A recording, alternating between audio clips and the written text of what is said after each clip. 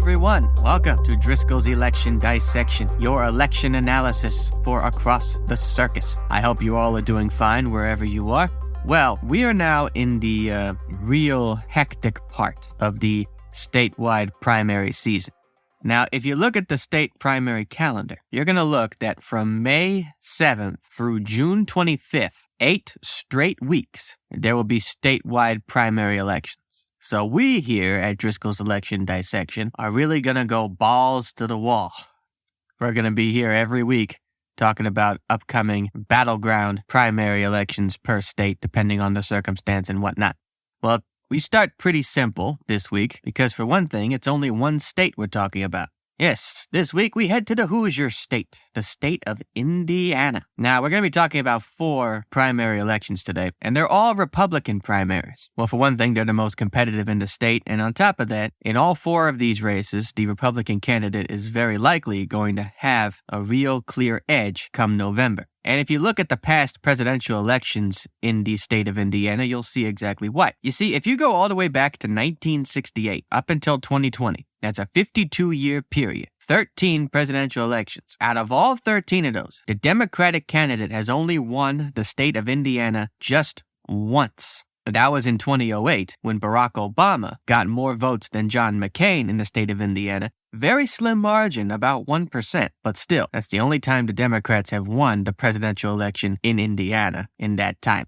Indiana has become a pretty red state over the past, and that's gonna not change at all come November, we're sure. But that doesn't mean that the primary elections for most of the seats are competitive. We're gonna take a look at a couple of them. First, we start at the state executive level. The race for governor. Yes, Indiana is one of only 11 states that elects its state top official in presidential election years. The large majority of other states do it in the midterm year or in the off years.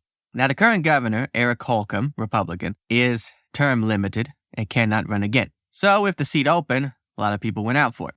There are 4 major candidates in this race, and they are U.S. Senator Mike Braun, former State Commerce Secretary Brad Chambers, Lieutenant Governor Suzanne Crouch, and venture capitalist Eric Doden. Now, those are the 4 candidates that have raised the most money and gotten the most attention in the polls. Polls are showing that Mike Braun has a pretty clear edge, probably having the most name recognition, being a sitting U.S. Senator for that matter. And despite not receiving a lot of endorsements from the state elite, most of those have gone to Lieutenant Governor Susan Crouch, but Mike Braun does have the endorsement of former President Donald Trump. And depending on who you talk to in the Republican Party, that may be the only endorsement you need. But what's interesting is that one would think that Mike Braun's exit from the U.S. Senate race would cause another big primary contest, which is up for re-election this year. However, there really isn't.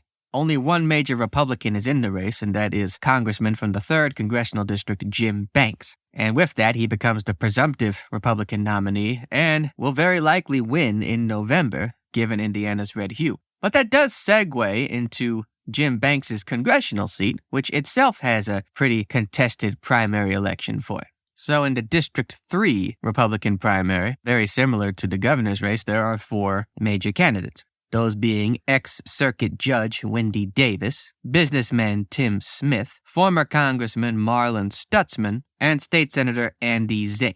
Now, there hasn't been a lot of polls in this race. However, Tim Smith seems to be fundraising the most, and Andy Zay seems to have the real number of endorsements, mostly statewide elite. But Wendy Davis has some notable endorsements too, mostly being judges, along with some PACs involved, making this race very competitive and really not seeing anybody having a clear advantage.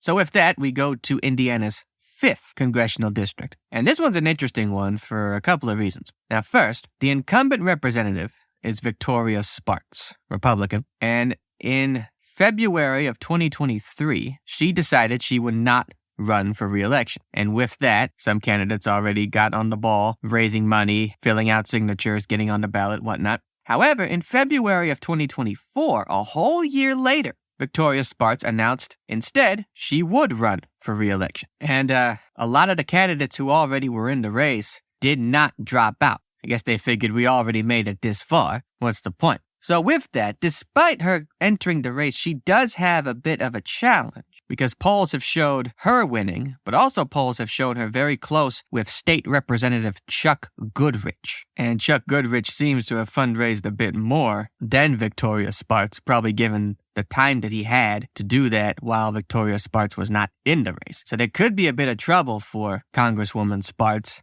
and her re-entering the race might backfire. But we'll have to see on election night to find out. And finally today, we go to the Republican primary in Indiana's 8th district. Now, the incumbent Congressman Larry Buxton is choosing to retire, so there's a very crowded primary for his seat. But of course, it does whittle down to a small number of big candidates, in this case, 4. The 4 major candidates in this race are former Congressman John Hostetler, engineering project manager Dominic Cavanaugh, State Senator Mark Messmer, and Owen County GOP Chair Christy Risk. And as always, I look to politics1.com to see the candidates as well as their current occupations. And always, I look at Ballotpedia to see polls and fundraising numbers and such. Anyway, Mr. Messmer seems to be leading in fundraising, not by a lot though.